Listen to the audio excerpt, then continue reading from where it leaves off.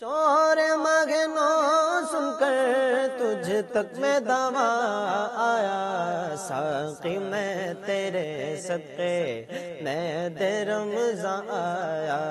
माह रमज़ान आया,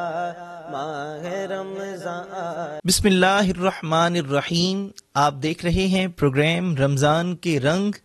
तंजीम बुलबुल बाग़े रज़ा के संग। अल्लाह रब्बुल इज़्ज़त का बेहद करम, उसकी करम नवाजी कि आज एक नए उन्वान के साथ, नए मौजू के साथ हाज़िर खिदमत हैं। पीर नसीरुद्दीन नसीर रहमतुल्लाहि ताला अलैह ने अल्लाह रब्बुल इज़्ज़त की हमद बयान करते हुए ये लिखा था कि किससे मांगें कहाँ जाएं, किससे कहें, और दुनिया में हाजत रवा कौन है, सबका दाता है तू, सबको देता है तू, तेरे बंदों का तेरे सिवा कौन है। वो परवरदिगार जो परवरदिगार आलम है, जो खालिक कायनात है, जो रब्बुल आलमीन है, उसी के नाम से इब्तिदा कर रहे हैं। प्रोग्राम के आगाज में हम अल्लाह रब्बुल इज़्ज़त के कलाम से आयात बय्यिनात की तिलावत की समात का शर्फ हासिल करते हैं। तो आइए अल्लाह रब्बुल इज़्ज़त के लारेब कलाम से आयात बय्यिनात की तिलावत की समात का शर्फ हासिल करते हैं। माह रमज़ान आया, माह रमज़ान आया, माह रमज़ान आया। अऊज़ु बिल्लाहि मिनश शैतानिर रजीम।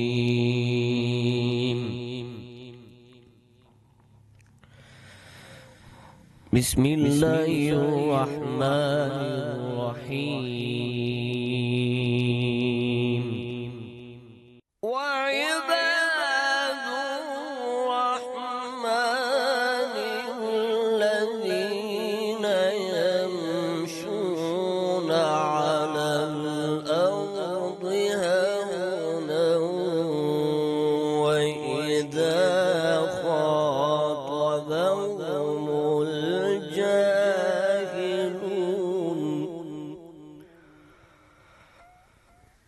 قالوا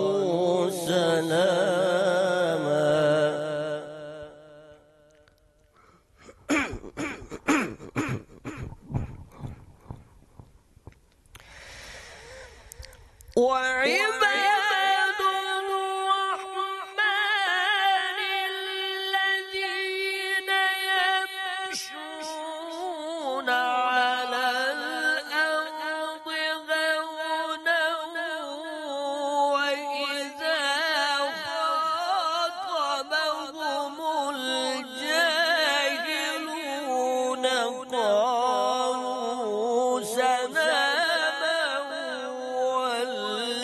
والذين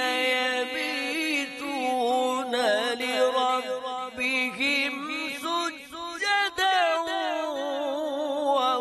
وقياما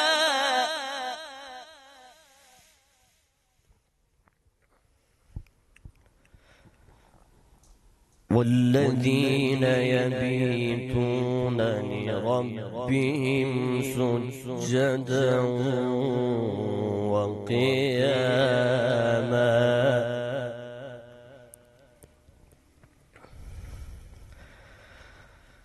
والذين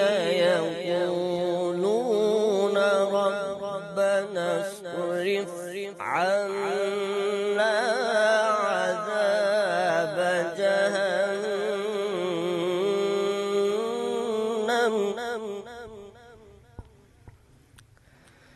إن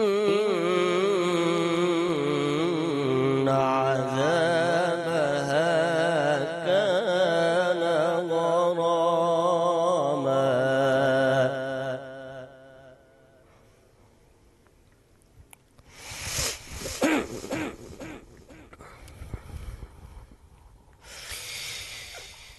إن عذابها كان غراما إنها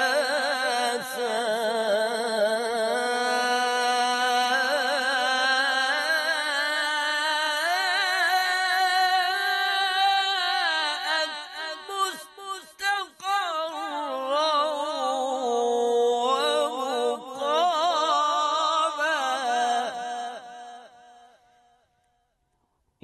إنها ساءت مستقرا ومقاما صدق الله العظيم.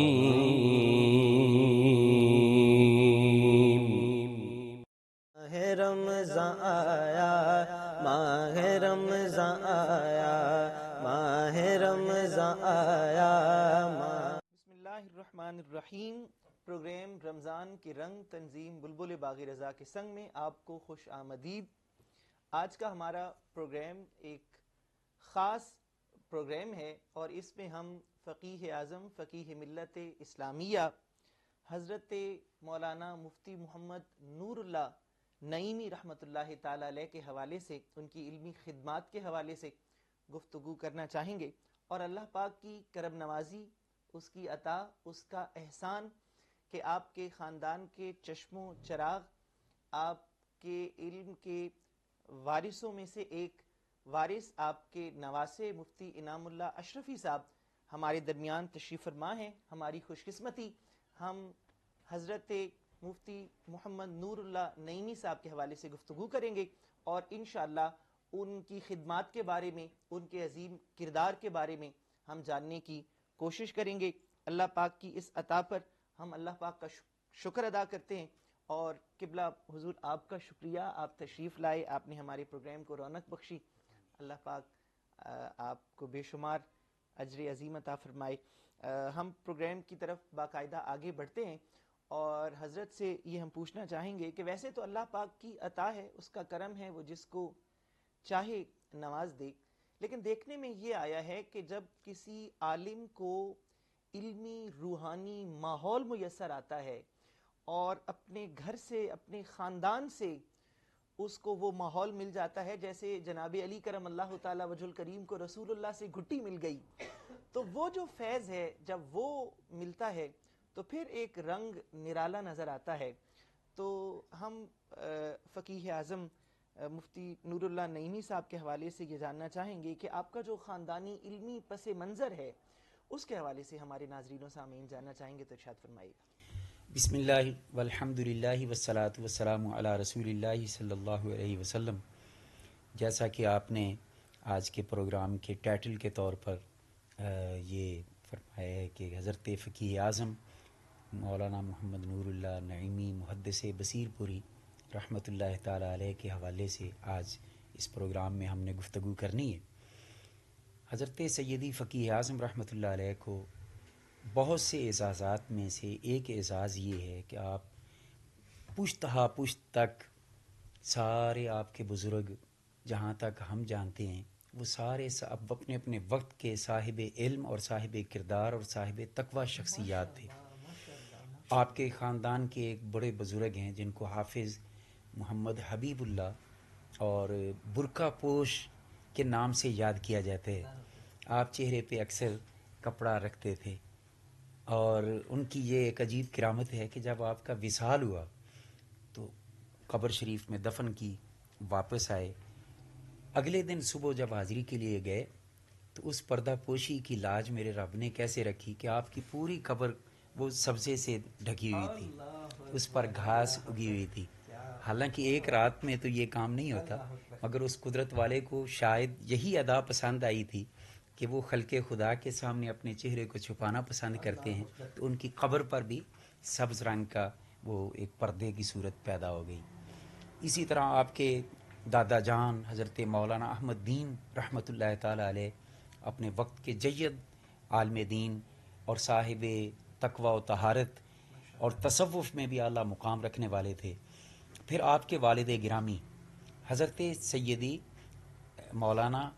ابو النور محمد صدیق چشتی رحمۃ اللہ تعالی علیہ جو کہ سلسلہ عالیہ تونسا شریف سے وابستہ تھے، اور حضرت خواجہ خواجگان محبوب آستانہ عالیہ تونسا شریف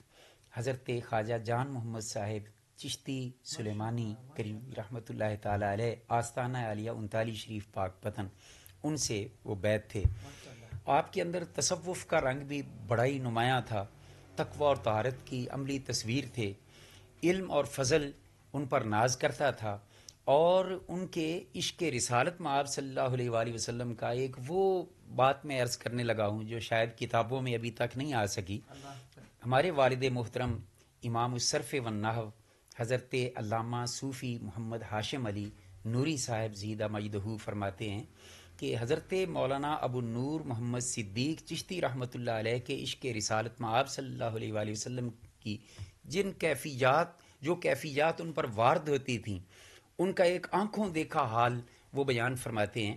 کہ بصیر پور شریف کے اسٹیج پر، دارالعلوم کے اسٹیج پر سالانہ جلسہ کے موقع پر شیخ القرآن حضرت علامہ عبد الغفور ہزاروی صاحب رحمۃ اللہ تعالی علیہ،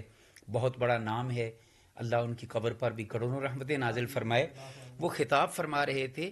اور جب وہ ایک شعر انہوں نے پڑھا، اب وہ شعر اس وقت مجھے مستحضر نہیں، حضور کے عشق اور محبت کی اس میں بات تھی، تو وہ فرماتے ہیں کہ ہم نے اپنی آنکھوں سے دیکھا کہ عشق رسول کی اس کیفیت میں مبتلا ہوئے حضرت ابو نور مولانا محمد صدیق چشتی رحمۃ اللہ تعالی علیہ کہ آپ زمین سے تقریباً کوئی 5-6 فٹ 7 فٹ یعنی وجد کی حالت میں آپ ایسے اڑتے نظر آئے، اور آپ پر ایک عجیب رکت طاری تھی اور کیفیت طاری تھی، اور آپ دیکھیں کہ اگر خاندان کے بڑے ایسے ہوں، اصلیں ایسی ہوں، تو پھر گودوں میں فقیہ اعظم ابو الخیر محمد نور اللہ نعیمی جیسی شخصیات اللہ پاک عطا فرماتے ہیں۔ آپ کے پیدا ہونے سے پہلے بے شمار بشارات وہ عطا ہوئیں، اور آپ کے والد گرامی حضرت ابو نور محمد صدیق رحمۃ اللہ علیہ وہ فرماتے ہیں ایک رات میں نے خواب دیکھا کہ خواب میں میدان محشر قائم ہے، اور میدان محشر کے قیام ہے تو کیا دیکھتا ہوں کہ کچھ فرشتے سعادت کی مہریں وہ مختلف پیشانیوں پہ لگا رہے ہیں، اور کچھ لوگوں کی پیشانیوں پہ شقاوت کی مہریں لگ رہی ہیں۔ تو آپ سعادت والوں کی طرف تھے، تو آپ نے فرشتے سے کہا کہ مجھے بھی مہر لگا دو، تو اس نے جواب دیا کہ تمہارے لیے مہر محمد نور اللہ ہے۔ یہ وہ مقام اللہ کی بارگاہ میں ان کا، اور یہ سارا فیضان حضور سیدی فقیہ اعظم رحمۃ اللہ علیہ کو نصیب ہوا۔ تو وہ عجیب بات ہے کہ حضور امام عشق و محبت اعلیٰ حضرت عظیم البرکت کے فیضان ہی سے آپ کی جھولیاں بھری گئیں،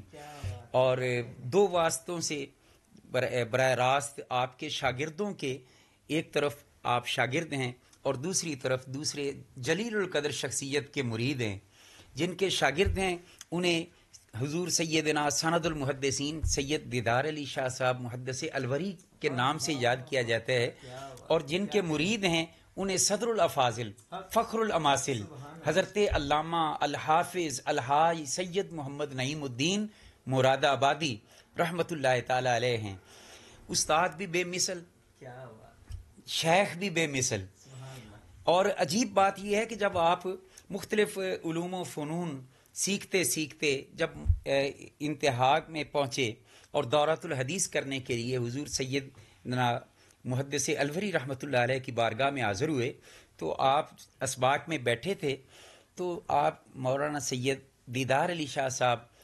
رحمۃ اللہ تعالی علیہ، اللہ ان کی قبر پر کروڑوں رحمتیں نازل فرمائے، ہمارے پاس جو فیض آیا ہے وہ انہی کے واسطے سے وہ ہماری جھولی میں آیا ہے۔ تو حضرت سیدی سند المحدثین سیدنا دیدار علی شاہ صاحب رحمۃ اللہ تعالی علیہ بڑھاپے کی وجہ سے اس وقت کافی کمزور ہو چکے تھے۔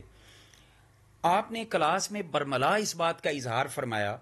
آپ نے فرمایا کہ اے دورہ حدیث پڑھنے والوں، اس سال میرا ارادہ دورہ حدیث شریف پڑھانے کا نہیں تھا، نکاحت کی وجہ سے، بڑھاپے کی وجہ سے، اور میں یہ سارا کام اپنے شہزادے کے سپرد کر چکا ہوں، سید صاحب کے، جنہیں معروف میں کہا جاتا ہے، ان کے سپرد کر چکا ہوں، مگر اس سال جو تم دورہ حدیث مجھ سے پڑھ رہے ہو یہ صرف محمد نور اللہ کے طفیل پڑھ رہے ہو۔ آپ دیکھیں کہ استاد کی نظر میں کیا مقام ہے کہ ان کی یعنی خاطر انہوں نے فرمایا کہ پوری کلاس والوں تم ان کے طفیل اس سال دورہ حدیث شریف پڑھ رہے ہو۔ آپ کے وہ علم دین کی جستجو کے لیے، طلب کے لیے نکلنا، سفر کرنا، صعوبتیں برداشت کرنا، اس وقت کی عدم یعنی سہولتیں میسر نہیں تھیں، اس کے باوجود ہر طرح کی مشکلات کا بھی سامنا کیا، بلکہ آپ کی بڑی ہمشیرہ محترمہ اور ہمارے ملتان کی معروف شخصیت حضرت استاذ القراء والحفاظ والعلماء مولانا قاری مسرور احمد سیالوی صاحب رحمۃ اللہ تعالی علیہ، ان کی والدہ محترمہ جو ان کی بڑی ہمشیرہ تھیں، وہ فرمایا کرتی تھیں کہ ایک بار تو ایسا ہوا کہ ایک جگہ پہ پڑھنے گئے، جب گئے تو سیاہ بال تھے، جب واپس پلٹے تو سفید بال ہو چکے تھے. پتہ نہیں کتنی صعوبتیں سی، مگر اللہ پاک جل مجدہ کا یہ فرمان حق ہے کہ ان مع العسر یسرا، ان مع العسر یسرا. اس کا عظیم اظہار وہ حضرت فقیہ اعظم کی صورت میں میرے رب نے ہمیں دکھایا اور ہمارے سامنے پیدا کیا. الحمدللہ ان کی خدمات کے حوالے سے تو جتنی باتیں کرتے جائیں وہی کم ہیں. تو یہ ان کے ابتدائی تعلیمی معاملات میں آپ نے مختلف پہلے استاد تو آپ کے والد کریم خود ہیں، اور حضرت ابو نور محمد صدیق چشتی رحمۃ اللہ تعالی علیہ، وہ فارسی کے جتنے سادی کے کلام ہیں یا دیگر، ان کو وہ باقاعدہ ان کے وہ حافظ کے طور پہ نظر آتے ہیں. اور قصیدہ غوثیہ شریف حضور یعنی چشتی سلسلہ، آج کل تو ہم نے یہ تقسیمیں کر رکھی ہیں نا کہ چشتی ہیں تو قادریوں کے ساتھ تھوڑا سا، قادری ہیں تو دوسروں کے ساتھ نہیں. یہ محبتیں پہلے بڑی قائم تھیں، اللہ کرے پھر سے آ جائیں. سلسلہ چشتیہ سے وابستہ ہونے کے باوجود قصیدہ غوثیہ کے عامل تھے، اور روزانہ کی بنیاد پر قصیدہ غوثیہ شریف ان کے معمولات کا حصہ تھا. اور انہوں نے آغاز کروایا، دادا جان مولانا احمد دین صاحب نے آغاز کروایا، اور یہ سلسلہ یہاں سے چلتے چلتے پھر بڑے اسباق کے لیے آپ مختلف جگہ پہ گئے، لیکن زیادہ عرصہ آپ محدث بہاول نگر حضرت مولانا فتح محمد صاحب رحمۃ اللہ تعالی علیہ ان کے پاس آپ نے وقت گزارا، اور پھر سیدی ابو البرکات اور سیدنا دیدار علی شاہ صاحب رحمۃ اللہ تعالی علیہ کے پاس فن حدیث کی تکمیل کی اور دورۃ الحدیث کمپلیٹ کیا. وہاں سے اسناد بھی ملی. اور یہ عجیب بات ہے کہ عام طور پہ آپ دیکھتے ہیں کہ شاگرد استادوں کے لیے بڑے بڑے القابات استعمال کرتے ہیں، اولادیں والدین کے لیے بڑے بڑے القاب، وہ کوشش کرتے ہیں کہ زیادہ سے زیادہ القابات کے ساتھ والدین، جو خوش نصیب اولادیں ہوتی ہیں، شاگرد استاد کے لیے اور مرید پیر کے لیے. مگر یہاں رنگ ہی بڑا انوکھا ہے کہ آپ کے جو استاد ہیں وہ آپ کو ابو الخیر کی کنیت دے کے بھیج رہے ہیں. جو آپ کے استاد ہیں سید صاحب قبلہ، وہ آپ کو فقیہ اعظم کا لقب دے کے بھیج رہے ہیں. اب دیکھیں، جس شخصیت کا استادوں کی نظر میں یہ مقام ہو، اس شخصیت سے پھر یہی توقع کی جا سکتی تھی نا. بلکہ استاد کو اتنا بھروسہ ہے کہ ایک دو مسئلے جب ایسے پیدا ہوئے، خلافت معاویہ اور یزید نام کی کتاب لکھی گئی، تو استاد کو ناز کیا ہے، استاد خط بھیجتے ہیں اور فرماتے ہیں کہ بصیر پور میں بیٹھنے والے میرے ہیرے، اس کتاب کے رد میں جواب تو لکھ سکتا ہے اور اس کو لکھو تاکہ یہ فتنہ ہمیشہ کے لیے ختم ہو جائے. تو یہ شان اللہ پاک نے انہیں عطا فرمائی. انہوں نے محنت کی، ساری زندگی پڑھنے پڑھانے پہ گزار دی، اور یوں کہہ لیں کہ حقیقی قادری ہونے کا انہوں نے یہ بھی اعزاز پایا کہ حضور غوث الاعظم رضی اللہ تعالیٰ عنہ فرماتے ہیں درست العلم حتی صرت کتبا، فرماتے ہیں کہ میں علم پڑھ پڑھ کے اور پڑھا کے منصب کتبیت پر فیض ہو گیا ہوں. مطلب ہے کسی اور چلے اور کسی اور کی ضرورت نہیں، بس نانا کا دین پڑھتا رہا ہوں، پڑھاتا رہا ہوں، منصب کتبیت پہ فیض ہو رہا ہوں. اور قرآن کریم میں رب کریم بھی یہی راستہ، سب سے محفوظ راستہ بتا رہا ہے کہ رب والا ہونے کا. اب ہم میں سے ہر کوئی دعوے کرتا پھرے، یوں کریں تو اللہ والے بن جاؤ گے، یوں کریں تو اللہ والے. اللہ پاک فرماتا ہے کونوا ربانیین بما کنتم تعلمون الکتاب و بما کنتم تدرسون. فرمایا میرے بندو رب والے ہو جاؤ. کیا اللہ کیسے ہو؟ فرمایا قرآن کتاب کا علم پڑھ کے اور پڑھا کے رب والے ہو جاؤ. اس وظیفے پر آپ نے پوری زندگی پھر عمل کیا. پڑھ کے آئے، آپ نے پڑھنا پڑھانا شروع کر دیا، یہی اوڑھنا بچھونا تھا. اور حضرت صدر اللہ فاضل رحمۃ اللہ علیہ سے جب ملاقات ہوئی، پہلی ملاقات میں ہی دل دے بیٹھے، اور استاذ گرامی کے حکم پر ان کی آج کل تو یہ ہوتا ہے نا، ہر پیر کی کوشش ہوتی ہے کہ بندے میرے طرف آئیں. ہاں، آج کل کا گھیرو سسٹم، اللہ اس سے ہمیں نجات عطا فرمائے. وہ صحیح حقیقی شیخ تھے، خود بھی یعنی صاحب اجازت تھے. اب چاہتے تو فرماتے بیٹے تم میرے مرید ہو جاؤ، نہیں، آپ نے فرمایا صدر الافاضل رحمۃ اللہ علیہ کے مرید ہو جاؤ. کیوں؟ اس لیے کہ وہ حقیقت میں صاحبان نظر تھے. آج کی طرح کے لم یبوج پیر نہیں تھے. وہ صاحب نظر تھے. وہ جانتے تھے کہ محمد نور اللہ کا حصہ فیض کا وہ جو حضور کی بارگاہ سے چلتے چلتے اعلیٰ حضرت سے آنا ہے، وہ خصوصی روحانی فیض کا سلسلہ وہ صدر الافاضل رحمۃ اللہ علیہ سے انہیں ملنا ہے. تو انہوں نے حکم دیا. ان کے حکم پر آپ نے ادھر بیعت کی. مگر فرماتے ہیں خود یہ گفتگو تو لمبی ہو رہی ہے، اب کیا کریں. میں اپنے شیخ کریم اور اپنے جد کریم کی بات کروں تو میں کیسے رک پاؤں کہ میرے دامن میں تو جو ہے وہ انہی کی خیرات ہے، انہی کی خیرات ہے. وہ خود فرماتے ہیں کہ میں بیعت ہونے سے پہلے گھبرایا کرتا تھا کہ کہیں کوئی ایسا شیخ نہ مل جائے کہ میرا شوق تو پڑھنا پڑھانا ہے حضور کے دین کو، اور وہ مجھے کسی وظیفے اور چلے پہ لگا دے جس سے میرے پڑھنے پڑھانے میں کوئی حرج واقع ہو جائے. فرماتے میں یہ مجھے کھٹکا لگا رہتا تھا، مجھے خطرہ لگا رہتا تھا. مگر جب سیدی صدر الافاضل رحمۃ اللہ علیہ کی بارگاہ میں استاد صاحب کے حکم کے مطابق حاضر ہوئے اور بیعت ہوئے تو حضور صدر الافاضل، اب دیکھیں کہ پیر بھی کتنا پہنچا ہوا ہے. ابھی دل کے اندر یہ باتیں کھٹکتی تھی نا. فرماتے ہیں کہ جو ہی بیعت ہوا تو بیعت کے بعد طریقہ صوفیاء یہ ہے کہ وہ خاص وظائف وہ تعلیمات کے طور پر دیتے ہیں تاکہ بیٹا یہ پڑھتے رہو. مگر قربان جائیں صدر الافاضل دل کی جان گئے نا اور ارادوں کو جان گئے. فرمانے لگے بیعت کرنے کے بعد پہلی بات یہ کی کہ مولانا آپ کا وظیفہ ہی پڑھنا پڑھانا ہے، درس و تدریس آپ کا وظیفہ ہے. اور پھر اس استاد کے وظیفے کو اس طرح نبھایا. ہم نے اپنی آنکھوں سے دیکھے یہ مناظر کہ کئی بار ایسا ہوتا کہ کہیں جانا آنا ہوتا تو اس وقت عام طور پہ ٹرینوں کا سفر ہوتا تھا بصیر پور شریف کے اسٹیشن پر.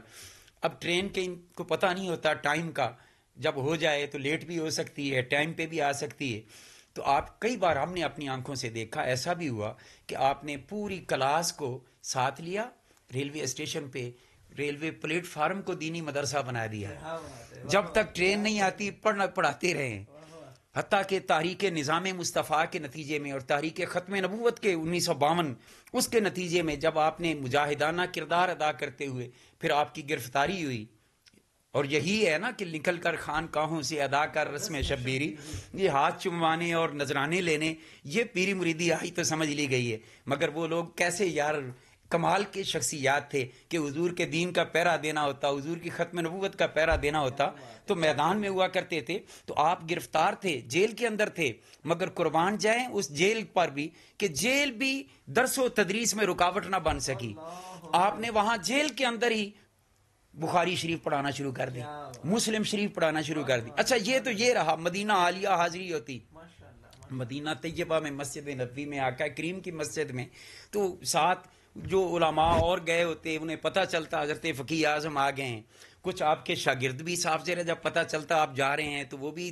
ویزا وغیرہ لگوا کے پروسیس کر کے وہاں حاضر ہو جاتے. تو وہاں مسجد نبوی شریف میں اس وقت شاید اتنی پابندیوں کا سلسلہ نہیں تھا. تو مسجد نبوی شریف میں بیٹھ کر یار کیسا مزے کی بات ہوگی کہ جن کی حدیث پڑھانی ہے ان کے گنبد کو تک تک کے پڑھا رہے ہیں. وہاں کئی بار ایسا ہوا کہ بخاری شریف کی تکمیل وہاں مسجد نبوی شریف میں کروا دی. اللہ پاک نے انہیں یہ اعزازات عطا فرمائے تھے. تو خیر یہ باتیں تو جتنی بھی کریں ایسی ہماگیر شخصیت کے کس پہلو پہ ہم بات کریں اور کس کو چھوڑیں، کسی ایک پہلو کو لے لیں وہی ختم نہیں ہو پاتا. اللہ پاک ان کا صدقہ ہم سب پر کرم فرمائے رکھے. کیا جیسے آپ نے فرمایا ایک ہمہ جہت اور ہمہ گیر شخصیت، تو جیسے ایک فیضان بزرگوں سے ملتا ہے، ایک اور بھی پہلو دیکھنے میں آتا ہے کہ علماء کرام کی جب اتنی ہمہ جہت مصروفیات ہوتی ہیں تو بسا اوقات وہ اپنے گھر پر وہ وقت نہیں دے پاتے، اور وہ اللہ تعالیٰ لفظوں کی کمی کوتاہی معاف فرمائے، وہ چراغ تلے اندھیرا والا ایک کیفیت سامنے آتی ہے. لیکن ہم دیکھتے ہیں کہ حضرت فقیہ اعظم کے حوالے سے کہ آپ نے اپنی اولاد کی بہترین تربیت فرمائی اسی انداز میں جیسے آپ کو آپ کے والد نے آپ کے دادا نے پڑھایا، تو آپ نے اپنی اولاد کی تربیت اسی، تو اس حوالے سے بھی ہمارے ناظرین و سامعین کو فرمائیں کہ آپ نے اپنی اولاد کی جو تربیت ہے اس کے حوالے سے کیسے خدمات سر انجام دی. برادرم یہ بات آپ نے ایک دکھتی ہوئی رگ پہ ہاتھ رکھا ہے. آج کل واقعتاً ایسا ہو رہا ہے کہ ہم اپنی اولادوں کو نہیں سنبھال پا رہے. یہ میں سمجھتا ہوں حضور فقیہ اعظم رحمۃ اللہ علیہ کی بارگاہ مصطفیٰ میں منظوری اور اللہ کی بارگاہ قدرت میں ان کے پیار کی ایک جھلک تھی کہ اللہ پاک نے انہیں یہ فیضان نصیب کیا کہ ان کی نسل اور ان کے اعزاء و اقارب وہ سارے کے سارے دینی علوم سے، وہ آپ کے قدموں کی برکت سے وہ آشنا ہی صرف نہیں بلکہ اپنے اپنے فنون کے امام ہیں، اپنے اپنے فنون کے۔ آپ حیران ہوں گے، آپ کے سارے صاحبزادے صاحبان علم و فضل ہیں، حالانکہ جن کے ہاتھ بچپن میں چومے جانے شروع ہو جائیں ان کے مزاج عام طور پہ وہ پڑھنے پڑھانے والے نہیں رہ پاتے،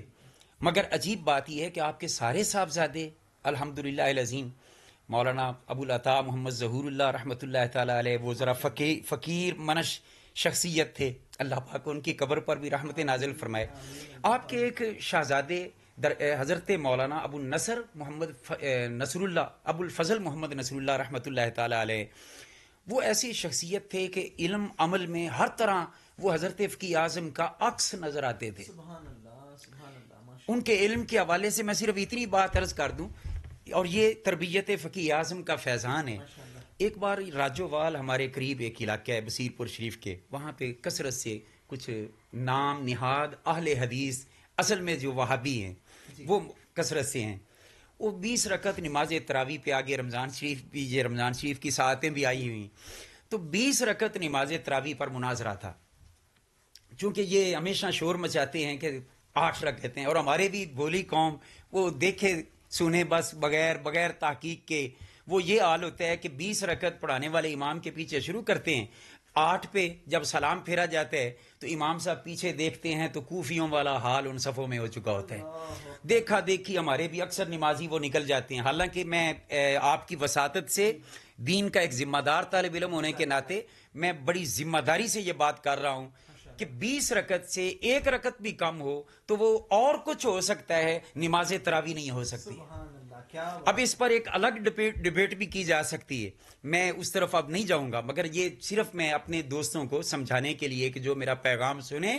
اپنی عاقبت کو خراب نہ کریں۔ رمضان میں نوافل کی کثرت اور نوافل کے فضائل اس لیے بیان آقا نے کیے ہیں کہ لوگ عبادت زیادہ کریں، تو جانا ہے تو زیادتی کی طرف جائیں، کمی کی طرف کیوں جاتے ہیں؟ تو خیر عرض یہ کر رہا ہوں کہ وہ مناظرہ اس موضوع پہ تھا۔ حضرت فقی اعظم رحمۃ اللہ علیہ کی بارگاہ میں آپ کے صاحبزادے ابو الفضل محمد نصر اللہ رحمۃ اللہ تعالیٰ علیہ، ہزاروں علماء کے استاد وہ حاضر ہوتے ہیں، عرض کرتے ہیں ابا جی میں مناظرہ کے لیے راجووال جا رہا ہوں۔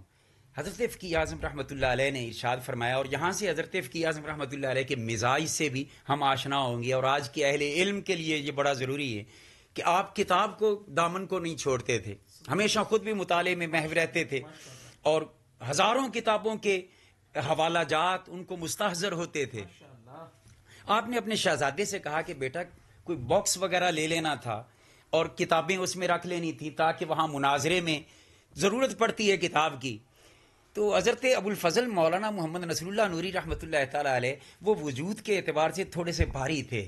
تو آپ نے ازراہ تفنن یہ عرض کر دی کہ حضور کتابوں کے باکس کی کیا ضرورت ہے، یہ باکس اللہ نے کس لیے بنایا ہے۔ اور اس اعتماد کے ساتھ آپ تشریف لے گئے اور مناظرے میں ان کو شکست فاش ہوئی۔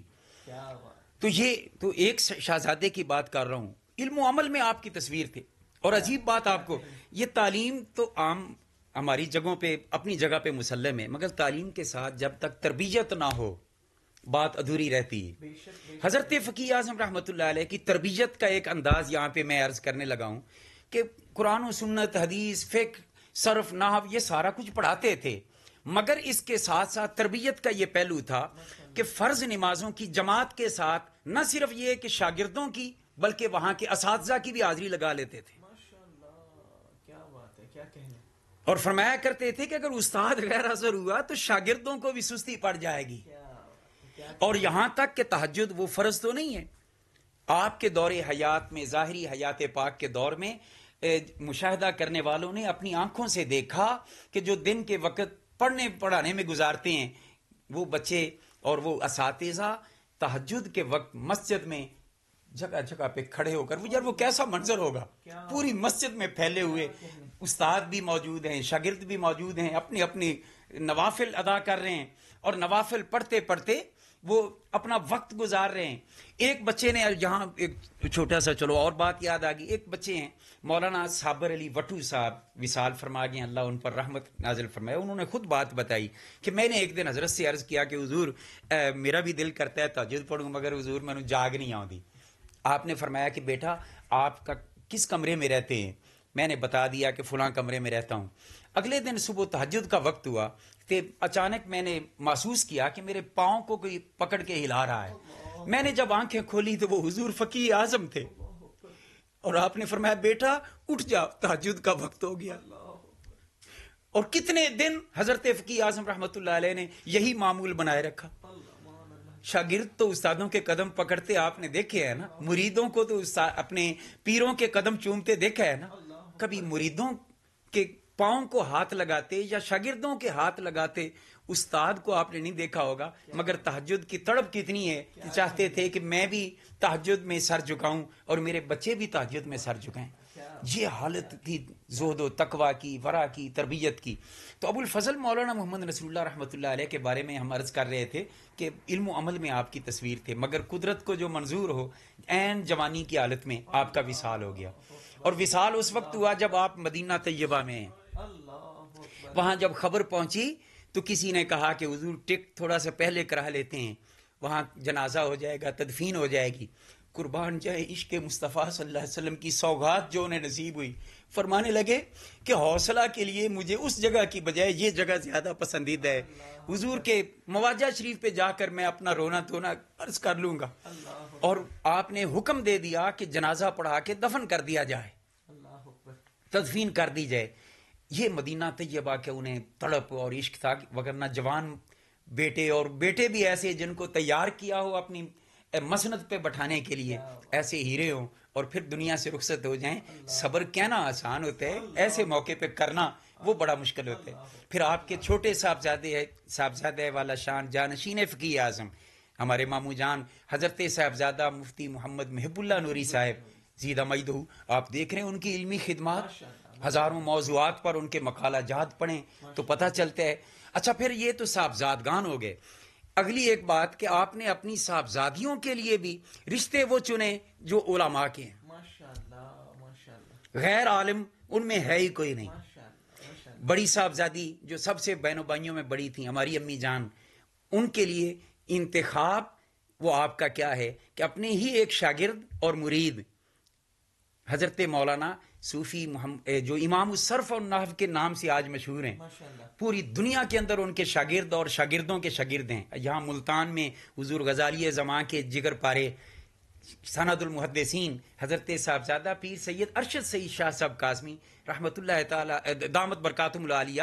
ان کو حضور غزالی زماں راضی دوراں حضور علامہ احمد سعید قاسمی شاہ صاحب رحمۃ اللہ تعالی علیہ، جن کے علم و فضل میں مثال ہی کوئی نہیں ملتی اس دور میں، آپ نے تکمیل دورہ حدیث کے بعد آپ نے بصیر پور شریف بھیجا ابا جی قبلہ کے پاس. اور قربان جائیں پھر ابا جی قبلہ کے پاس حالانکہ تھوڑا وقت گزارا ہے، مگر اس کے باوجود اس شہزادے کی شان و شوکت اللہ اور بڑھائے. آج تک اپنے استاد کا جتنا ادب کرتے ہوئے اور جتنا احترام کرتے ہوئے اس شہزادے کو دیکھا ہے میں نے آج تک کبھی کسی اور کو نہیں دیکھا. تو اس طرح یعنی ایسی شخصیات کا آپ نے چناؤ کیا. اور ابا جی قبلہ کو آپ صوفی صاحب کہا کرتے تھے. ہاں صوفی صاحب. اچھا تو اللہ نے صرف اور نحو میں اتنا مقام دیا. ایک بار حضرت فقیہ اعظم رحمۃ اللہ علیہ خود ہی فرمانے لگے کہ صوفی صاحب اتنے شاگرد میرے نہیں ہیں جتنے آپ کے ہیں. ہوتا یہ تھا کہ صرف چونکہ یہ بڑی بصیر پور شریف کی مشہور ہو چکی تھی، اب دیوبندی وہابی بھی وہ چھپ چھپا کے صرف پڑھنے کے لیے آ جاتے تھے. کلاس صرف کی وہ بڑی ہو جاتی تھی. اب ہوتا یہ تھا کہ وہ صرف پڑھنے والے تو صرف پڑھ کے نکل جاتے، آگے دورہ حدیث اور بڑے اسباق کی طرف تو وہ مختصر رہ جاتے نا اس کی بنسبت. تو اس بنیاد پر حضرت فقیہ اعظم رحمۃ اللہ علیہ نے ایک دن فرمایا کہ صوفی صاحب میرے سے تو آپ کے شاگرد زیادہ ہیں. جب استاد نے یہ بات کی تو یہ استاد کی طرف سے ایک شاباش تھی، مگر قربان جائیں شاگرد ہوں تو وہ بھی ایسے ہوں. ابا جی قبلہ نے عرض کی کہ حضور اچھا میرے شاگرد تو اتنے ہیں، تو جتنے میرے شاگرد ہیں یہ تو حضور بتائیں کہ میں کس کا شاگرد ہوں، میں کس کا شاگرد ہوں. تو وہ تو آپ سارے آپ کا ہی فیضان ہوا.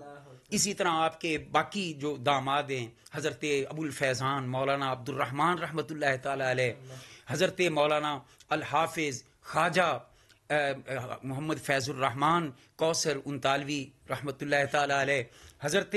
شمس الفقہا حضرت علامہ مولانا پیر محمد اجمل قادری رحمۃ اللہ تعالی علیہ، یہ آپ کے داماد ہیں اور سارے وقت کے جید علماء اور نامور علماء ہیں۔ اب ان میں سے دامادوں میں سے والد گرامی چونکہ اس وقت حیات ہیں، آپ بھی دعا کریں، پروگرام سننے والے بھی دعا کریں، اللہ ان کا سایہ ہمارے سروں پر سلامت رکھے۔ 100 سال سے اوپر کی عمر گزر گئی ہے، یہ نصف صدی کا قصہ ہے، 2-4 برس کی بات نہیں، ساری زندگی پڑھنے پڑھانے میں گزر گئی، تو اللہ ان کا سایہ سلامت رکھے۔ اسی طرح پھر آپ کی امشیرہ جو ہیں، ان کے شوہروں کو بھی آپ نے عالموں کو چنا، ماشاءاللہ ماشاءاللہ،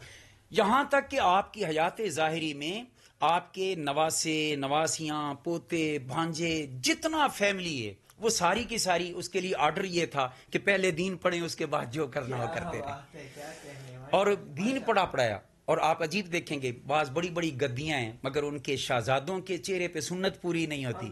میں تنقید نہیں کہیں کر رہا مگر حالات ایسے ہی ہیں۔ ضروری ہے۔ حضرت فقی اعظم رحمۃ اللہ علیہ کے خاندان کو آج بھی ہم گارنٹی سے کہہ سکتے ہیں کہ ان کا چہرہ سنت مصطفیٰ کے مطابق ہو۔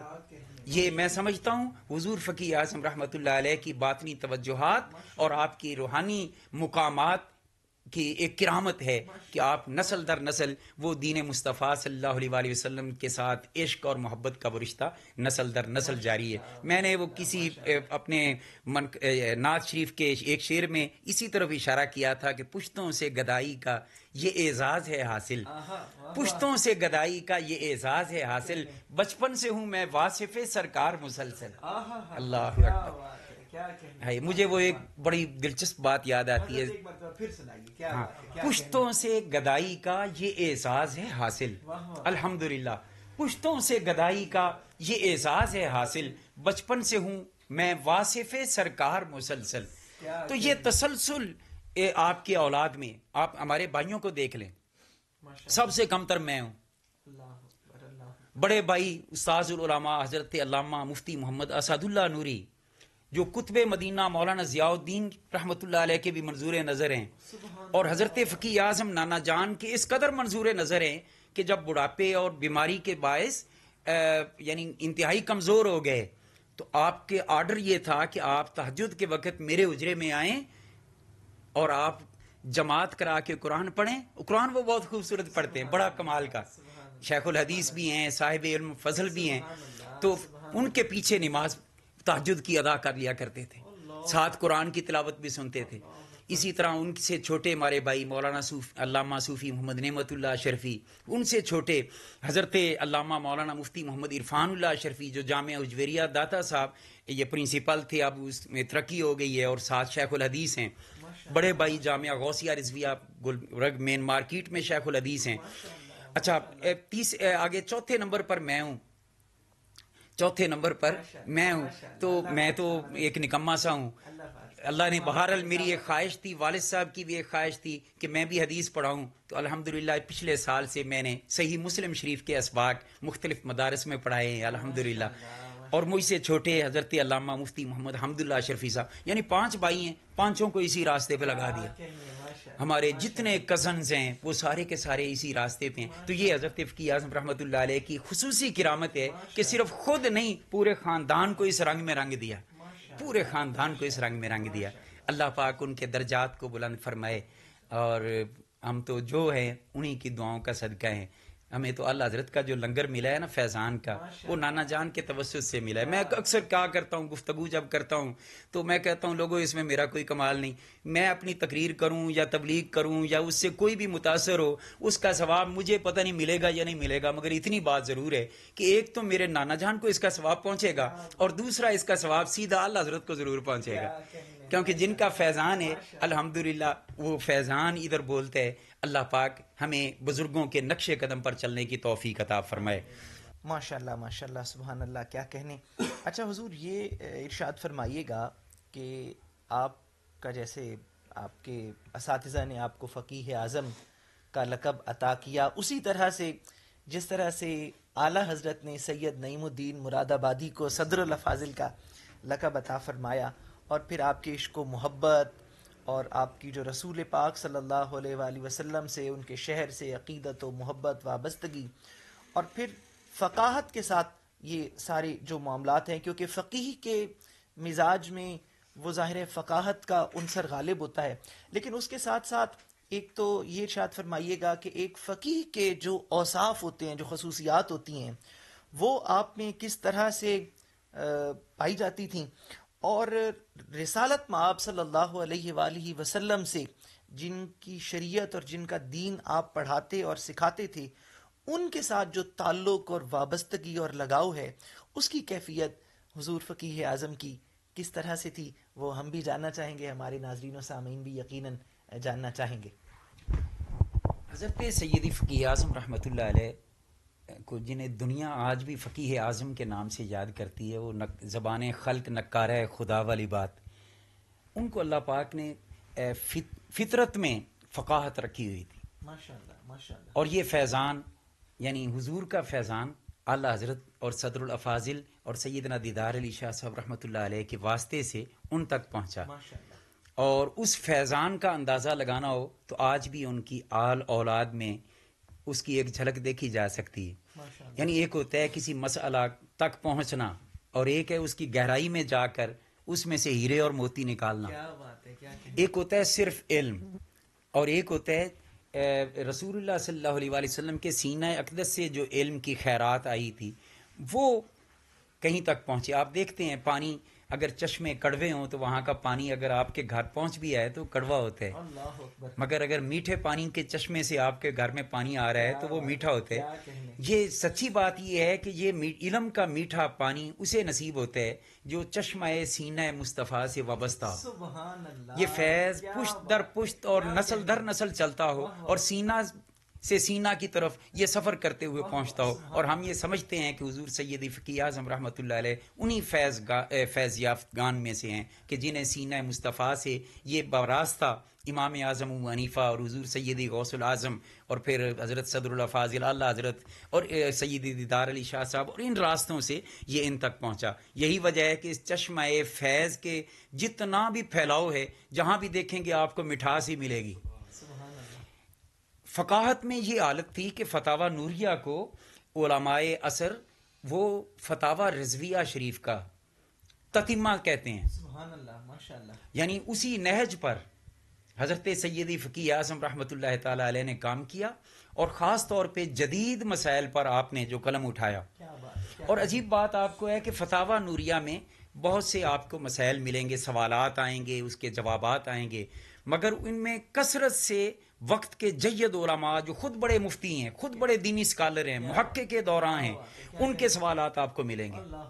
خطیب پاکستان علامہ شفیع اکاڑوی رحمۃ اللہ علیہ، ان پر کسی نے ٹوپی پہ فتویٰ لگا دیا کہ دستار سے ہی نماز ہوتی ہے، ٹوپی سے تو وہ جیسا ایک مشہور ہے، تو انہوں نے ادھر عرض کی، آپ نے اس پر پھر فتویٰ دیا کہ صرف دستار ہی نہیں، ٹوپی مبارک بھی حضور کی سنت ہے، اور وہ ثابت کیا۔ اسی طرح حضرت شیخ القرآن علامہ عبدالغفور ہزاروی رحمۃ اللہ علیہ جیسی شخصیات اور بڑی بڑی شخصیات، اب میں کون سا نام لوں، وہ آپ کی طرف رجوع کرتے۔ یہ آپ کی شان فقاہت، اس کا ایک کمال ہے کہ اللہ پاک نے علماء کے دلوں کے اندر بھی ان کی محبت ایسی پیدا کر دی۔ یعنی حضرت خطیب پاکستان حضرت صاحبزادہ سید فیض الحسن شاہ صاحب علو مہار شریف والے، وہ برملا اپنے خطاب میں فرماتے تھے کہ حضرت فقیہ اعظم کے بارے میں کہ اپنے وقت کے یہ امام ابو حنیفہ ہیں۔ حضور سیدنا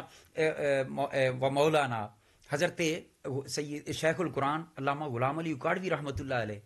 وہ کہتے تھے کہ اگر دیگر فقیہ ہیں تو یہ افقہ الفقہاء ہیں، افقہ الفقہاء ہیں۔ اور حضرت عبدالغفور ہزاروی رحمۃ اللہ علیہ، شیخ القرآن رحمۃ اللہ علیہ، وہ کہتے تھے آیات من آیات اللہ، نور من نور اللہ۔ تو یہ صاحبان علم و فضل، یہ بڑا آپ کے حوالے سے، بلکہ یہ ڈاکٹر طاہر القادری صاحب کسی بھلے زمانے کی بات ہے، یہ پاکستان بصیر پور شریف تشریف لے گئے تھے، اللہ کرے بھلا زمانہ پھر سے پلٹ آئے۔ تو اس وقت آپ نے خطاب کرنے سے پہلے یہی کہا تھا کہ انہوں نے کہا تھا کہ میں اتنی بڑی علم و حکمت اور علم کی درسگاہ میں اور شیخ کی بارگاہ میں بیٹھ کر کوئی سبق جو سنانے لگا ہوں، یہ بالکل ایسے ہے جیسے ایک شاگرد اپنے استاد کے قدموں میں بیٹھ کر سبق سناتا ہے۔ یہ مقام اللہ پاک نے آپ کو عطا، مرجع العلماء بنایا، مرجع الفقہاء بنایا، اور پھر آپ کو اللہ پاک نے یہ شان عطا فرمائی کہ جدھر بھی قلم اٹھاتے ہیں نا، اعلیٰ حضرت کے اس فیضان کی جھلک نظر آتی ہے کہ ملک سخن کی شاہی تم کو رضا مسلم، جس سمت آ گئے ہو سکے بٹھا دیے۔ آپ نے تحقیق کا حق ادا کیا، اور خاص طور پہ یہ لاؤڈ سپیکر پہ نماز کا حوالے سے سب سے پہلا اہل سنت کے اندر مدلل قسم کا فتویٰ وہ آپ کی طرف سے آیا تھا۔ اچھا، اس وقت کچھ ہمارے علماء نے اس کی مخالفت بھی کی تھی، مگر ایک کہنے والے شخصیت عابد نظامی صاحب کے بارے میں آتا ہے کہ انہوں نے کہا تھا کہ آج جس مسئلہ پر علماء حضرت فقی اعظم محدث وزیر پوری کی مخالفت کر رہے ہیں، ایک وقت ان قریب آنے والا ہے کہ سب کا عمل اسی مسئلہ پر ہوگا۔ اور آج دیکھ لیں آپ کہ لاؤڈ سپیکر پہ جماعت وہ روا سمجھی جا رہی ہے، ہوائی جہاز میں سفر، انتقال خون کا مسئلہ، اس پہ آپ نے اتنا بڑا کام کیا ہے اور احسان کیا ہے امت پر کہ ایک مریض کی اگر جان بچ سکتی ہے انتقال خون سے تو وہ جائز ہے، اس کے جواز ہونے کا فتویٰ جو دیا وہ بڑا دلچسپ ہے۔ یہ تو پڑھنے والی باتیں ہیں نا ساری، اور اللہ کرے ہمیں پڑھنا بھی نصیب ہو جائے۔ اسی طرح دیگر مسائل ایسے ہیں کہ جو الجھے ہوئے مسائل تھے ان کو آپ نے بڑے احسن انداز میں حل فرمایا، اور یہ سارا کہ سارا فیضان حضور کی بارگاہ سے ملا تھا۔ فقیہ کے لیے آپ نے پوچھا کہ فقیہ کے لیے کون سی صفات کا ہونا ضروری ہے؟ پہلی چیز یہ ہے کہ حضور کا عشق اور محبت ہونا ضروری ہے، تاکہ وہ سلسلہ کرم وہ وابستہ ہو جائے، متصل ہو جائے، کیونکہ نگاہوں سے بھی کچھ چیزیں پلائی جاتی ہیں، کچھ سینہ گزٹ بھی ہوتے ہیں جو منتقل ہوتے ہیں۔ اور دوسری چیز علم میں اعلیٰ مقام، مطالعہ میں وسعت، اور پھر سرسری مطالعہ ہی نہیں بلکہ سمندر کے اندر صرف ٹوبی شبی لا کے نہیں، نیچے سے ہیرے اور موتی نکال کے لانا، یہ استنباط کی یہ شان، یہ اگر نہ ہو تو فقاہت نصیب نہیں ہوتی، مجتہد ہونے کا اور اجتہادی قوت وہ پاور نہیں نصیب ہوتی۔ اب فقیہ اعظم کا مطلب یہ ساری صفات بدرجہ اتم آپ میں پائی جاتی ہیں، اور اس میں ایک بات جو یہ ہے کہ تقویٰ میں انتہائی اعلیٰ مقام پہ فائز ہو، خوف خدا اس کے اندر ہو، تاکہ کہیں غلط بات نہ کرے، اپنی بات پہ اڑ نہ جائے، اور وہ تقویٰ کی شان بھی آپ میں عرف و اعلیٰ مقام پہ۔ آپ کے تقوی کے حوالے سے کیا کیا بیان کریں، ایک چیز میں چلو عرض کر دیتا ہوں کہ ایک بار خلال کے لیے کھانا کھانے کے بعد وہ دارالعلوم کے بچوں کے لیے، طالب علموں کے لیے جہاں لنگر تیار ہوتا تھا وہاں لکڑیاں اس وقت وہ جلائی جاتی تھیں، وہاں سے ایک چھوٹا سا تنکا توڑا اور اس سے خلال فرمایا۔ اتفاق ایسا ہوا کہ وہ کہیں پھینک دیا، پھینکنے کے بعد تھوڑی دیر کے بعد آپ واپس آتے ہیں اور اس جگہ سے وہ تلاش کرنے لگ جاتے ہیں۔ کسی نے پوچھا کہ حضرت کیا آپ نے فرمایا وہ طالب علموں کی امانت تھی، وہ میرے ذاتی استعمال میں آ گئی تھی، میں وہ ضائع نہیں کرنا چاہتا۔ یہ اللہ کی توفیق سے ایسا ہوتے، اور ہم نے اپنی آنکھوں سے دیکھا ہے کہ طالب علم، دین کے طالب علم، ان کے لیے گوشت پکا ہوا ہے باہر، اور گھر میں سالن کیا ہے کہ نمک پانی میں گھول کے اس سے آپ روٹی کھا رہے ہیں۔ یہ تقوی کی کیفیت آپ کی تھی، خوف خدا کی یہ کیفیت تھی۔ اللہ اکبر کہ آپ نے اس کی بے شمار مثالیں جو دی جائیں تو صاحب سے ہمارے پاس اب چونکہ وقت پہلے خاصا بیت چکا ہے، اور آپ کے علم و فضل آپ کا وہ سارا سبحان اللہ، مگر عشق مصطفیٰ میں تو آپ کا سینہ جو ہے نا وہ ٹھاٹھے مارتا ہوا سمندر تھا۔ مدینہ پاک کی محبت کی یہ حالت ہے کہ اپنے صاحبزادہ صاحب جو اس وقت جانشین ہیں، صاحبزادہ مفتی محمد محب اللہ نوری صاحب، یہ مدینہ شریف میں تھے تو خط لکھا، تو خط میں لکھتے ہیں کہ حضور کی بارگاہ میں میری طرف سے یہ عرض کر دینا، اور یہ جملہ بڑا قابل توجہ ہے، کلیبکم یستجیز فی الحضور، حضور کی بارگاہ میں عرض کرنا کہ یا رسول اللہ آپ کا ایک کتڑا، کتا نہیں کہا، تصغیر کتڑا، ایک آپ کا کتڑا آپ کی بارگاہ میں حاضری کا طلبگار ہے، اجازت چاہتا ہے۔ یہ پڑھے نا تو وہ منظر یاد آتے ہیں جو جامی رحمت اللہ علیہ نے کہا تھا نا، سگت را کاش جامی نام بودے، کہ آمد بر زبانت گاہے گاہے، کہ یا رسول اللہ آپ کے شہر انور کے کسی کتے کا نام ہی جامی ہوتا تو آپ اس کو پکارتے، آج میں فخر کرتا کہ آپ کی زبان پر یہ نام ہے۔ وہی عشق کا رنگ حضرت فقی اعظم رحمت اللہ علیہ کے اس جملے میں آپ توجہ کریں، فرماتے ہیں कुलैबुकुम, कल्बुकुम भी नहीं फरमाते, कल्बुकुम भी नहीं फरमाते, फरमाते कुलैबुक। अल्लाह हजरत रहमतुल्लाह अलैह ने तो ये कहा था ना कि कोई क्यों पूछे तेरी बात रजा, तो इससे कुत्ते हजार फिरते हैं। इन्होंने फरमाया कि मैं वो कह सकते हैं अपने आप को ये, मगर मैं तो कुत्ता भी पूरा नहीं हूं, मैं तो एक कुतड़ा हूं आपकी निस्बत वाला। तो या रसूलल्लाह मुझे आप अपनी बारगाह में इज़्न हुज़ूरी अता फरमा दीजिए। इश्क रिसालत ऐसा था कि मदीना तैयबा की हाज़िरी के लिए तड़पते थे, फड़कते थे, और फिर बुलावे भी आ जाते थे। ये तो हो नहीं सकता ना कि उस करीम की बारगाह से दिल से मांगा जाए और वो अता ना करें। वो आला हज़रत अज़ीमुल बरकत तो अल्लाह की कसम खा के बयान करते हैं ना, वल्लाह वो सुन लेंगे, फरियाद को पहुंचेंगे, पर इतना भी तो हो कोई जो आह करे दिल से। तो जब दिल से आह निकलती है तो फिर सरकार, ये नहीं हो सकता कि सरकार करम ना फरमाए। हमारे मांगने में खता हो सकती है, सरकार की अता में कोई खता नहीं हो सकती। फिर आपका ये सिलसिला फैज़, वो उसमें रंग जो गालिब था वो इश्क मुस्तफ़ा का था, हुजूर के इश्क का रंग, हुजूर की मोहब्बत का रंग, और वो मोहब्बत का रंग सब पे चढ़ा। आपके शागिर्दों में वही मोहब्बत का रंग है। खतीब पाकिस्तान एक वक्त के नामवर खतीब हुआ करते थे, हज़रत अल्लामा मौलाना मोहम्मद शरीफ नूरी कसूरी रहमतुल्लाह ताला अलैह, उनका तूती बोलता था, और वो भी इसी दर के फैज़ याफ्ता थे, और दर्द की खैरात लेकर वो बांटा करते थे। इसी तरह यानी इल्म सर्फ और नाहव में वालिद करीम को हज़रत फ़की आज़म से वो फैज़ नसीब हुआ कि शर्क था गरब आज भी उनके शागिर्द और शागिर्दों के शागिर्द धरती पर मौजूद हैं। बल्कि एक दिलचस्प बात, अब चूंकि बुढ़ापे में 100 साल से अबव उम्र है और कमज़ोरी और नकाहत है, इसके बावजूद बड़े बड़े उलमा जिन्होंने बरह रास्त पढ़ना पहले नसीब नहीं हुआ, वो आज सनद इजाज़त लेने के लिए उनकी बारगाह में आ जाते हैं। दावत इस्लामी कराची से मुफ्ती हसन रज़ा साहब पिछले दिनों अपने वफूद के हमरा, तालिब इल्मों के हमरा हाज़िर हुए और एक सबक बरकत के लिए हदीस पाक का पढ़ के इजाज़त लेके गए। इसी तरह और दीगर उलमा, बड़े बड़े उलमा वो तशरीफ़ लाते हैं, इजाज़त हदीस तलब करते हैं। और क्यों? इसलिए कि ये बरकत का एक सिलसिला, ये फैज़ान हमें भी नसीब हो जाए। तो ये इसी तरह आपके ज़ुहद व तक़वा की एक और बड़ी बेहतरीन नज़ीर थी अबुल हक़ाइक़ मौलाना मोहम्मद रमज़ान नूरी, हवेली लखा के हमारे बुज़ुर्ग हैं और हज़रत फ़की आज़म रहमतुल्लाह अलैह के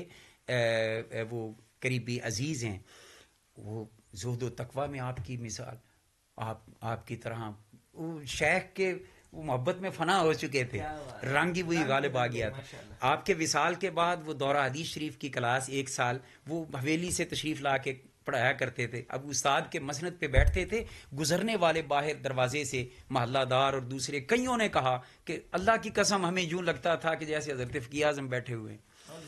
यानी वो मुकम्मल उन पर रंग चढ़ा हुआ था। और फिर इस आफ्ताब इल्म व हिकमत का जब विसाल होता है तो विसाल भी बड़ा अनोखा है। जुमा की अजान का वक्त, उधर अजान हो रही है, उधर हय्या अलल फलाह की सदा बुलंद हो रही है, इधर ये आशिक़ मुस्तफ़ा दुनिया से रुखसत हो रहा है और उसकी बारगाह में हाजिर हो रहा है। और फिर जब आपके जस्दे अतहर को लाया गया तो एक यहाँ एक बड़ी दिलचस्प बात है, आमदा रिकॉर्ड होनी चाहिए। वही राजोवाल जिसका मैं पहले जिक्र कर रहा हूँ कि गढ़ है कुछ दूसरे लोगों का जो हुजूर को नूर नहीं मानते, उनका गढ़ है। वहाँ पे मगरिब की नमाज का वक्त हो गया, एम्बुलेंस में आपको ला रहे हैं, तो सब ने कहा कि चलो नमाज अदा करनी है तो वो कर लें, लेट हो रहे हैं। नमाज अदा करने के लिए रुके तो वही उनके मौलवी और लोग वो इकट्ठे हो गए, ये किसका जना। वो सब ने कहा कि ये मौलाना नूरुल्लाह बसीरपुरी रहमतुल्लाह अलैह वो फौत हो गए और उनकी मैयत है, डेड बॉडी। अब जब नमाज पढ़ के मामू हुजूर और बड़े भाईजान साथ थे और वो थे, वो आए ना तो वो कहने लगे जी हमें उनका चेहरा दिखाओ। लाइट गई हुई थी, वो जल्दी से वो उस वक्त एक गैस होता था वो हवा भर के और तेल शेल और वो मेंटल जगता था, वो उठा के एक ले आया कि हमें चेहरा दिखाओ। है यही फ़र्क है गुलामान मुस्तफ़ा का और औरों का। और मरते हैं सारी ज़िंदगी कुरान और सुन्नत की खिदमत के दावेदार मरते हैं, चेहरा दिखाने के काबिल नहीं होता।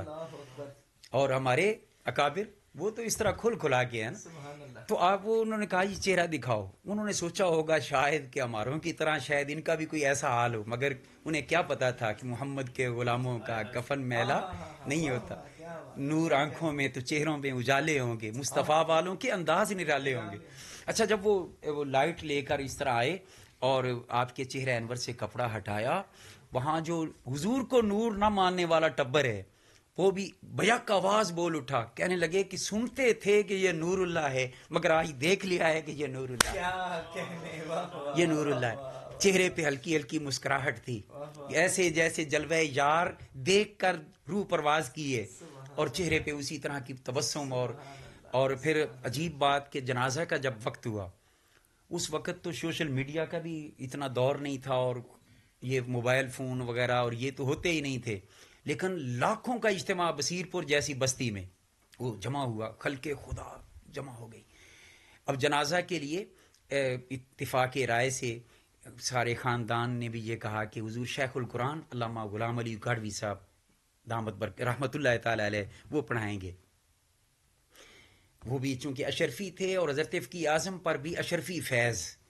وہ بڑا نمایاں ہے, اور صدر الافاضل رحمۃ اللہ علیہ بھی وہ اشرفی سلسلہ سے بھی مجاز خلیفہ تھے. اچھا, وہ جنازہ جب بالکل تیار ہو چکا ہے نا, اچانک پیچھے سے ہٹو بچو کی آواز آنے لگی. راستہ لوگ بناتے گئے. ہم نے دیکھا کہ حضور سیدنا غزالی کریم سیدی امام احمد سعید کاظمی شاہ صاحب رحمۃ اللہ تعالی علیہ اپنے شہزادے حضور سیدنا شیخ الحدیث و تفسیر صاحبزادہ سید ارشد سعید کاظمی دامت برکاتہم العالیہ کے ساتھ وہ وہاں نمودار ہوئے, تشریف لے آئے. حالانکہ کوئی ٹیلی فون ایک باضابطہ اطلاع نہیں گئی تھی. آپ جب تشریف لائے تو اب دو رائے تھیں ہی نہیں کہ جنازہ آپ پڑھیں, اور یہ آپ کا ہم جیسوں پر احسان ہے کہ ہمیں اپنے نانا جان کا جنازہ پڑھنے میں امامت کی انہوں نے فرمائی اور ہمیں ان کے پیچھے نماز جنازہ ادا کرنے کی سعادت نصیب ہوئی. مگر انہوں نے خطاب کرتے ہوئے چند لفظ پہلے کہے. انہوں نے کہا کہ لوگوں ہم سارے یتیم ہو گئے ہیں, دین کا ایک بہت بڑا فقیہ اٹھ گیا ہے, پورا ملک یتیم ہو گیا ہے. اور پھر یہ بھی آپ نے جنازہ پڑھانے سے پہلے آپ نے وہاں پہ 2 رکعت نفل شروع کر دیے ایک سائیڈ پہ. جب فارغ ہوئے تو کسی نے پوچھا کہ حضرت نفل کیسے ہیں؟ آپ نے فرمایا کہ میں جب ملتان سے چلا تھا نا تو میں نے منت مان لی تھی کہ اگر میں جنازہ میں شرکت کر سکا تو شکرانے کے 2 نفل پڑھوں گا, تو وہ نفل میں نے ادا کیے. یہ شان, یہ تقویٰ, اور چہرہ انور دیکھ کر کہنے لگے کہ حضرت آپ ہمیں یتیم کر کے چلے گئے, آپ پہلے چلے گئے. تو اللہ پاک ان کی قبر پر کروڑوں رحمت نازل فرمائے. ان کا فیض آج بھی جیتا جاگتا اور بولتا ہے, اور دعا کریں اللہ نسلوں میں یہ دین مصطفیٰ صلی اللہ علیہ وسلم کی تبلیغ, ترویج اور اشاعت کا وہ فیض جو حضرت فقی اعظم رحمۃ اللہ علیہ کی معرفت ہم سب کو نصیب ہوا, فیملی کو, خاندان کو, ان کے روحانی شاگردوں کو جو نصیب ہوا, اللہ پاک ان سب کے فیض کو قیامت تک جاری و ساری رکھے. والسلام علیکم ورحمۃ اللہ وبرکاتہ. ماشاء اللہ, سبحان اللہ. کہنے کو بے شمار اور پہلو ہیں جیسے حضرت نے فرمایا جو یقیناً تشنہ رہ گئے ہیں, اور ایسی شخصیت کے بارے میں بات کریں تو ظاہر ہے کبھی بھی سیرابی نہیں ہو سکتی, تشنگی باقی رہ جاتی ہے, کیونکہ اتنی ہمہ گیر ہمہ جہت شخصیت کی زندگی کے تمام پہلوؤں کا احاطہ یقیناً نہیں کیا جا سکتا. لیکن یقیناً ایسی شخصیت صدیوں بعد جنم لیتی ہے, اور جیسا کہ آپ نے دیکھا کہ آپ کے آباء و اجداد, آپ کی اولاد, آپ کا خاندان وہ پورا کس طرح سے دین کی خدمات سر انجام دے رہا ہے, اور آپ نے جو یادگار مدارس قائم فرمائے اور جو آپ کا فیض ہے وہ دنیا بھر میں اس وقت جاری اور ساری ہے الحمدللہ. تو اللہ رب العزت سے دعا ہے کہ اللہ پاک ایسی عظیم شخصیت کی قبر انور پر کروڑا رحمتیں نازل فرمائے, اور ان کا فیضان اسی طرح سے جاری رہے, اور ہم ان سے جو ہماری محبت ہے اللہ پاک اس میں مزید اضافہ فرمائے, اور آپ کا جو فیضان آپ کی اولاد کی صورت میں, آپ کے خاندان کے چشم و چراغ کی صورت میں ہمیں میسر ہے, ہمیں ان کی زیارت میسر ہے. اللہ پاک یہ اسی طرح سے اپنا کرم ہم پر جاری رکھے. میں یہ پیغام اس پروگرام کے آخر میں دینا چاہوں گا کہ ہمارے جو اکابر علماء ہیں جو دور حاضر میں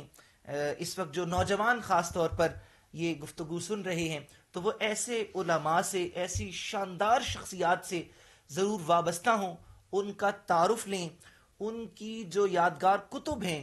ان کا مطالعہ کریں. انہوں نے جو شاندار علمی میراث چھوڑی ہے ان مدارس کا وہ وزٹ کریں اور دیکھیں کہ کیسے علماء کرام نے شاندار خدمات سر انجام دی ہیں. اللہ تعالیٰ مجھے اور آپ کو ایسی ہی شخصیات سے وابستہ رہنے کی اور ان کی محبت میں ہمیشہ سرشار رہنے کی توفیق عطا فرمائے. حضرت آپ کا بے حد شکریہ. اللہ پاک آپ کو ہمیشہ سلامت رکھے. ناظرین و سامعین، آپ کا شکریہ، آپ ہمارے ساتھ موجود رہے. انشاءاللہ کسی اور پروگرام میں کسی اور عنوان کے ساتھ حاضر خدمت ہوں گے. اپنا خیال رکھیں. درود پاک کی تلاوت جو ہے وہ کثرت سے کرتے رہیں. انشاءاللہ کسی اور پروگرام میں کسی اور عنوان کے ساتھ ملاقات ہوگی. رمضان کے رنگ تنظیم بلبل باغ رضا کے سنگ میں فی الحال کے لیے اتنا ہی. اپنا خیال رکھیے گا. السلام علیکم. ان کے جود و سخا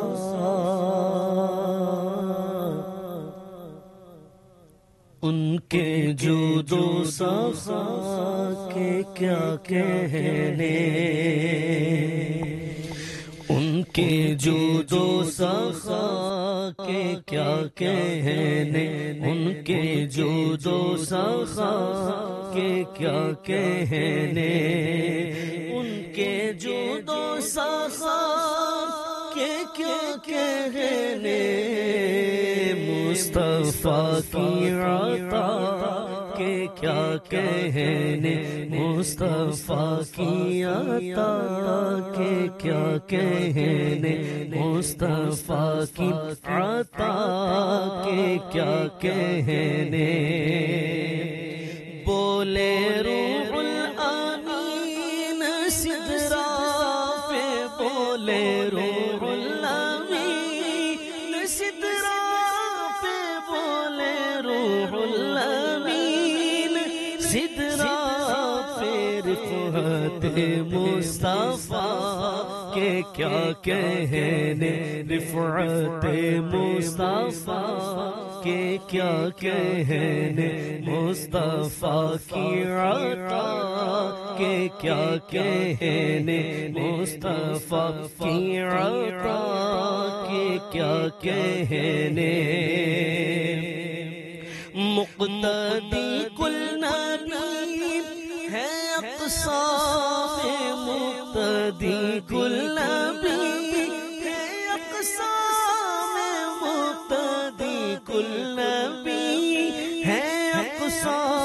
میں، عظمت مصطفیٰ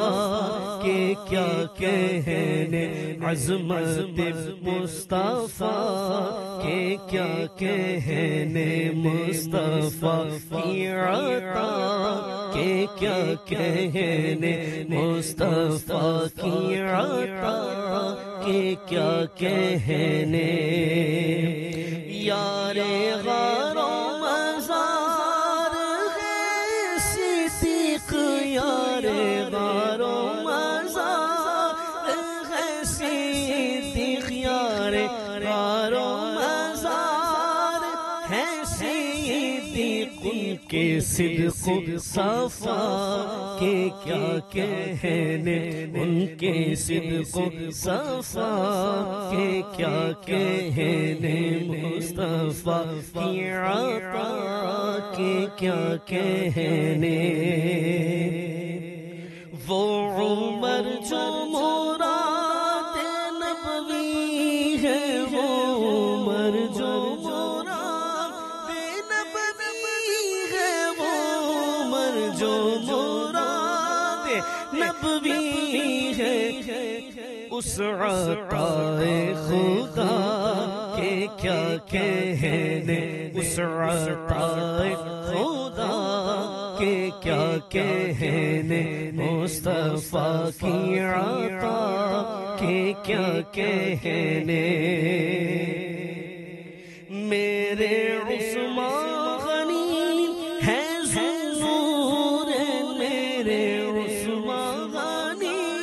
ہے ذوالنور، میرے عثمان غنی ہے ذوالنور، میرے عثمان غنی ہے ذوالنور. کان شرم و حیا کے کیا کہنے، کان شرم و حیا کہ کیا کہنے مصطفیٰ کی عطا کہ کیا کہنے جس علی نے بچھایا باطل کو جس علی نے بچھایا باطل کو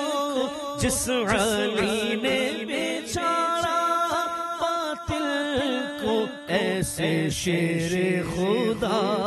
کہ کیا کہنے ایسے شیر خدا کہ کیا کہنے ایسے شیر خدا کہ کیا کہنے مصطفیٰ کی عطا کہ کیا کہنے تاج چھوڑا نبی کی لاج رکھی تاج چھوڑا نبی کی لاج رکھی تاج چھوڑا نبی کی لاج رکھی اس حسن مجتبی کہ کیا کہنے اس حسن مجتبی کہ کیا کہنے مصطفیٰ کی عطا کہ کیا کہنے صلح آقا حسن سے وحدت ہے صلح آقا حسن سے وحدت ہے صلح آقا حسن سے وحدت ہے سید الاسخیاء کہ کیا کہنے سید الاسخیاء کہ کیا کہنے مصطفیٰ کی عطا کہ کیا کہنے مصطفیٰ کی عطا کہ کیا کہنے سر کٹا کے بچایا دین نبی سر کٹا کے بچایا دین نبی سر کٹا کے بچایا دین نبی سر کٹا کے بچایا دین نبی شاہ کربو بلا کہ کیا کہنے شاہ کربو بلا کہ کیا کہنے شاہ کربو بلا کہ کیا کہنے مصطفیٰ کی عطا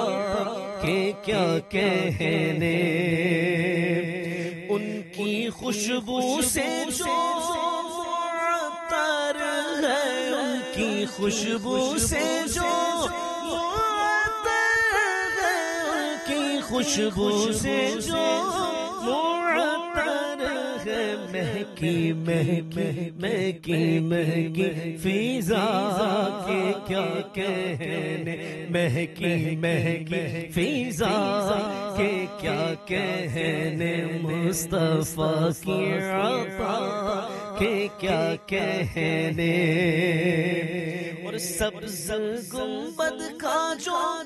طواف کرے سبز گنبد کا جو طواف کرے سبز گنبد کا جو طواف کرے سبز گنبد کا جو طواف کرے وجد کرتی ہوا کہ کیا کہنے وجد کرتی ہوا کہ کیا کہنے مصطفیٰ کی عطا کہ کیا کہنے مصطفیٰ کی عطا کہ کیا کہنے وقت آخر زمان ہو جاری وقت آخر زمان پہ ہو جاری وقت آخر زمان پہ ہو جاری یا نبی کی صدا کہ کیا کہنے یا نبی کی صدا کہ کیا کہنے یا نبی کی صدا کہ کیا کہنے وقت آخر زمان پہ ہو جاری وقت آخر زمان پہ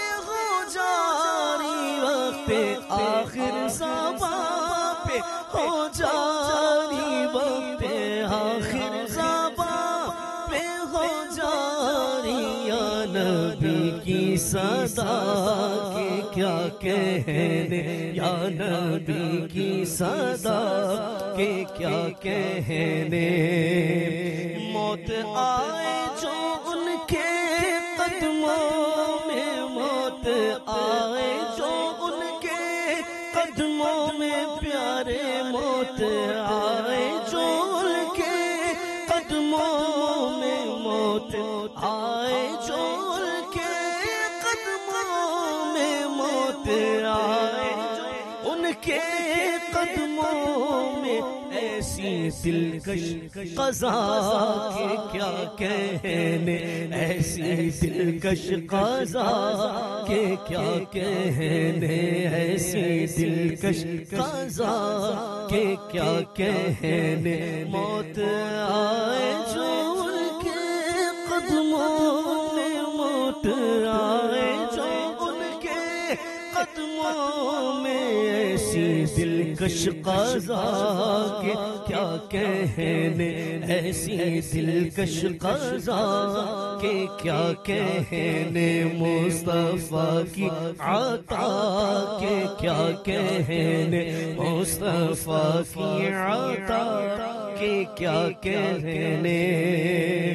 اور تاج شاہی کو مارتے ٹھوکر، تاج شاہی کو مارتے ٹھوکر، تاج شاہی کو مارتے ٹھوکر، تاج شاہی کو مارتے ٹھوکر، ان کے در کے گدا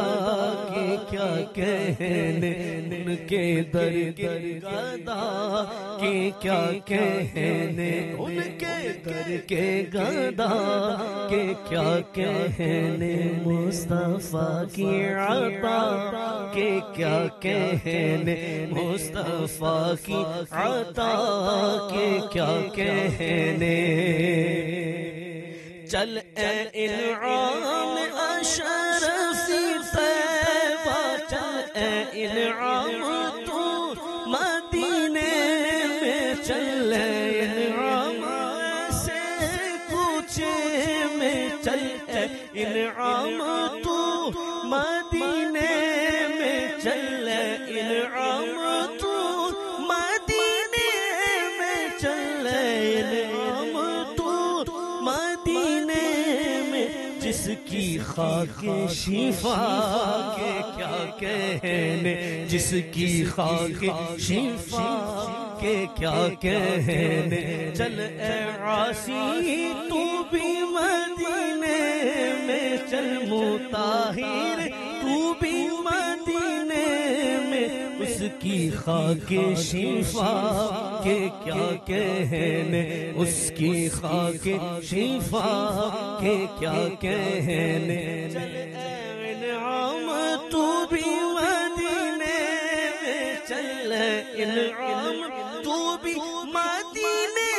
میں، اس کی خاک شفا کے کیا کہنے، اس کی خاک شفا کے کیا کہنے، ان کے جود و سخا کے کیا کہنے، ان کے جود و سخا کے کیا کہنے، مصطفیٰ کی عطا کے کیا کہنے، مصطفیٰ کی عطا کے کیا کہنے۔